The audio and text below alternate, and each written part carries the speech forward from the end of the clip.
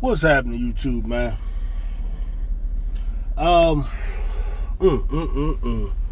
Flash speaks back, another video. So, predictably, cornballs do cornball things. Clowns doing clown things, and today is no different, or yesterday, whatever it was. So, basically, what happens is the great, all-time great in the GOAT conversation, Sheryl Swoops, who again, was part of probably the greatest franchise that the WNBA has ever had since its inception. Who, in my opinion, back in those days, I consider Sheryl Swoops the Scottie Pippen to Cynthia Cooper's Michael Jordan. Cynthia Cooper was so unstoppable. It's the closest thing I've seen in the women's game to what Michael Jordan was doing in the NBA, and to this day. Besides maybe Maya Moore and perhaps Candace Parker at times, and now A'ja Wilson, of course. I've never seen anyone that dominant. And Sheryl Swoops was the second one there. But Sheryl Swoops was actually probably the most famous player in the league at the time when it was first incepted. Who came into being the first superstar was probably Sheryl Swoops. I mean, just think about her name. You have a name like that, Swoops. You're going to be something that just sounds like a star athlete. I do remember her from. I did catch the championship game, I believe. She played for Texas Tech, I believe, where she scored the 47 points in the championship game. One of the most memorable games in his. I remember it vividly. In '92, I believe it was. On the '96 team, the Olympic team that had, legendary. When you talk about Dawn Staley as the point guard. When you're talking about Lisa Leslie, that team was just, a legendary team. And Sheryl Swoops probably was the most famous player on the team. Just so we understand who the hell we're talking about when we do this stuff, because I'm tired of a lot of you little, not only you punks and suckers, but y'all don't really know the game. Because to me, understanding the game is also knowing the history of the game. And some of y'all so disrespectful. I don't know how your parents raised you, that you don't know how to give and pay homage and pay homage. You don't know how to do that. And that's not cool. It's not cool. So I find myself constantly in this role where, I gotta, first of all, let you know who you talking about, who that person is, and then I gotta let you know what and who you are, which is nothing and nobody. Nothing and nobody. And this is not putting me above you. I'm just saying, us as a whole, we're not out there on the court doing it. We just opining, people with opinions. That's it. So Sheryl Swoops once again was on Gil's Arena, and she's probably the primary reason I do watch Gil's Arena. I watch other times depending on the subject matter. I think their banter is funny. I don't know how serious their banter is. I don't know what's real and what's not, but if there's nothing else going on, I'll listen. It's funny at times. And once in a while they have a good guest, and Sheryl Swoops is probably my favorite guest that they do have on there. All right, so once again the issue, of course, of Angel Reese and Caitlin Clark comes up, and it talked about dominance and whether or not they were dominant. And Sheryl Swoops, again, is of the opinion that Caitlin Clark is not a dominant player. But she also added, Angel Reese is not a dominant player. And there was a little bit of pushback there, not so much from Gilbert Arenas, but from McCants, who I don't know how sincere his position is, but it doesn't matter. The argument was for him that her numbers were dominant. First, he had to define dominance. They didn't really do a good job of that. They kind of agreed on kind of the numbers you put, which I don't agree with, because numbers are reliant on a number of different factors. A number of different factors for me, which I'm not going to go through right now. I will one day, so you better understand me, though I do realize in doing this, those who want to understand what I'm saying will, and those who don't won't, because that's the nature of the human being. The human being is a self-delusional creature who can kind of make up all types of reasons for why they believe what they believe, despite what's happening in front of them. It's part of the way we are. But McCants tries to offer the argument that Caitlin Clark was dominant, and he mentions 19 assists, which happened, I believe, in one game. Sheryl Swoops is of the opinion that no, she was not dominant this year, and then they do if she scored 28, this and that. Now, what made me do this was I noticed a couple of content creators who I keep calling cornballs, because that's what y'all are. Y'all don't like it, get at me. I really don't care. I'm the type of dude that knows within himself that he ain't got to care about that, because he knows who he is. All right. Now, one dude I watch sometimes here and there. He's a black guy. He's oftentimes on that channel, the Player's Choice, I think it is. But apparently he has his own podcast, and I think I get what he's doing, right? And this is the thing when it comes to this podcasting thing, and in particular Caitlin Clark and the side that I'm taking. I know for a fact that from the standpoint of a podcaster,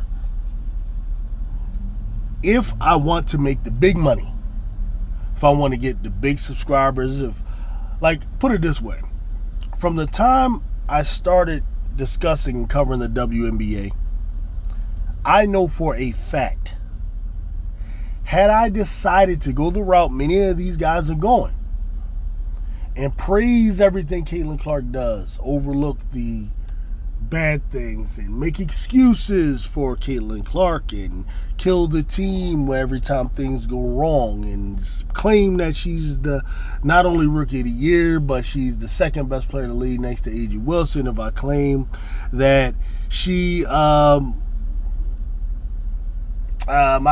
be MVP, all of that, she's the whole reason, she's carrying the team on her back, I know for a fact my subscriber base would probably be tenfold, because I watched other channels grow during this time.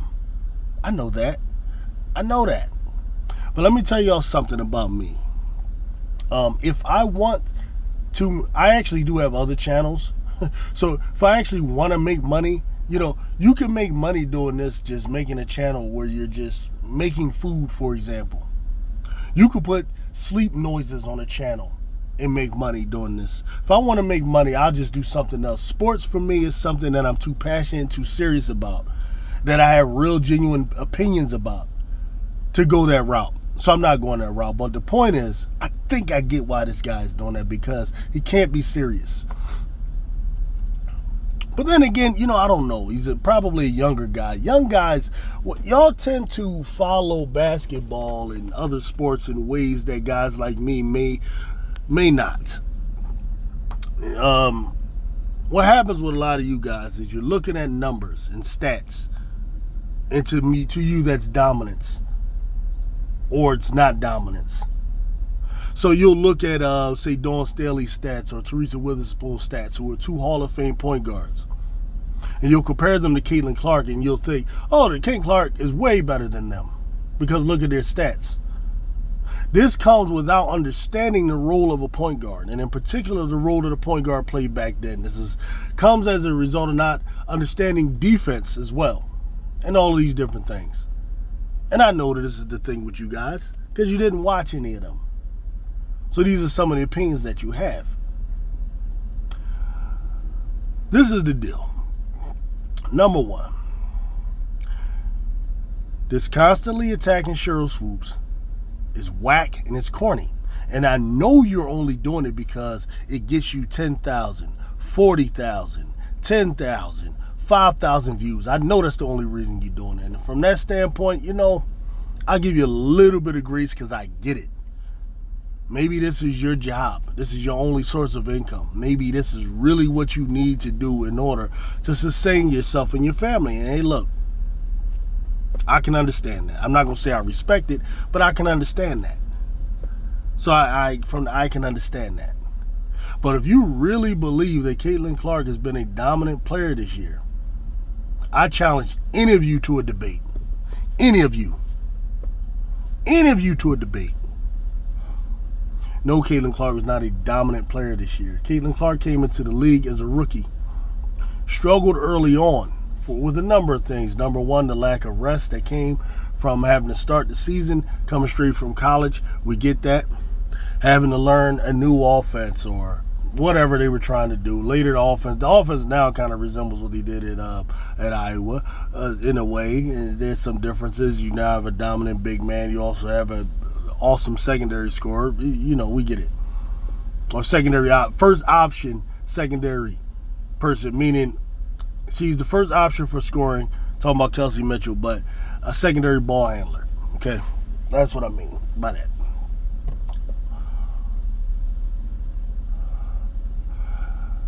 Caitlin Clark does what, let's say what dominance is. Okay. Dominance, why is A'ja Wilson dominant? Caitlin Clark isn't dominant. A'ja Wilson is dominant because, number one, her team wins as a direct result of what she provides. Meaning anchoring the whole entire defense, cleaning up things for our perimeter players, getting the most rebounds, which is bringing extra possessions to the team. Psychologically, you don't understand the psychological impact that rebounds have on the opponent. Just dominant on that side. On the offensive side, she's giving you close to 30 points a game. Over 27. Something no one has ever done in this league. On over 50% shooting. Unstoppable player, pretty much. The most you could do is slow her down, but unstoppable. Caitlin Clark, on the other hand, is not seen as an unstoppable player. And I think many of you misconstrue the time she's guarded 94 feet or times that she's double teamed and stuff like that for them believing that she can't be stopped. I'm telling you, if you are, just think for a second. If you are the defensive strategist or coordinator or whatever way you want to put it, and you're facing Caitlin Clark, and you know that while Caitlin Clark does lead the team in assists and lead the league in assists, that she's also leading the league in turnovers by far. Would you or would you not, as a strategy, try to force turnovers on her? Would you or would you not? I know I would. And one of the best ways to force turnovers is to double team. To press. Duh, right? Okay. It's not, oh, this person's going to light us up for 40, let's double team her. It's more like, let's disrupt this offense by playing her close, playing her tight.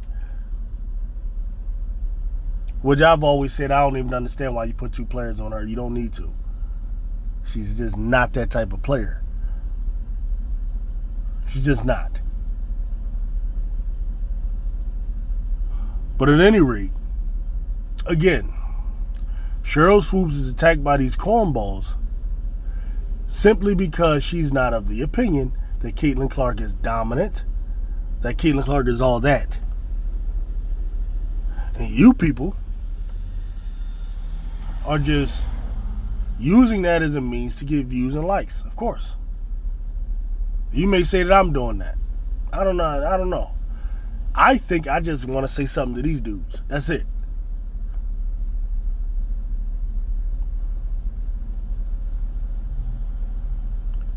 And I don't like the disrespect to Miss Sheryl Swoops. You're talking about a player who been there, done all of that stuff you're talking about. Been there, done all of that. And I'm telling you, the reason Sheryl Swoops doesn't think she's all that is because she's a one-dimensional. Caitlin Clark is a one-dimensional player who does not play defense. Is a ball hog at times. I don't care about the assists. It's still hogging the ball. And then she's not dominant against better competition. That's when you're dominant. Aja Wilson is going to be dominant against the Dallas Wings, just like she's dominant against the Connecticut Sun or against the Minnesota Lynx or the New York Liberty. She's going to be dominant against whoever she plays. Whereas Caitlin Clark, for the most part, she can eat 35 against the Dallas Wings, which I never mentioned because I don't care about it. Rickea Jackson scored about, 26 on Dallas. Okay? And if she'd have kept shooting, I'm sure she could have got 35. Angel Reese put up numbers against the Dallas Wings, and she's not even a scorer according to y'all. I'm not impressed with 35 points against the Dallas Wings. Most of her great games were against the Dallas Wings. Dallas Wings are dead last in defensive rating, defensive efficiency, whatever you want to call it. They are dead last in defense. They give up the most points. I didn't even watch that shitty game because you got two teams that are just scoring. I hate a game like that. It's trash. No defense anywhere. We might as well go run a pickup game somewhere at the damn rec center. I care nothing about that game. But you cornballs, you don't distinguish between who you're playing against, the competition, none of that. You're not really looking at field goal percentage, you're not doing any of that. But this same guy, he'll talk about field goal percentage when he's trying to make an argument against Allen Iverson. Yeah, I saw that little argument against Allen Iverson. I would love to debate any of them guys about Iverson. I guarantee you I will put you 6 feet deep. You debate me on Allen Iverson in the 2000s. Because your arguments are weak. You're not that smart. You're not good at debating. Right? It's cool. That's all right, man. Let me go ahead, man, before I start getting too ridiculous. Get to work, man. Peace out. You cornballs, let me let you know, man. The wicked would never prosper. Just remember that.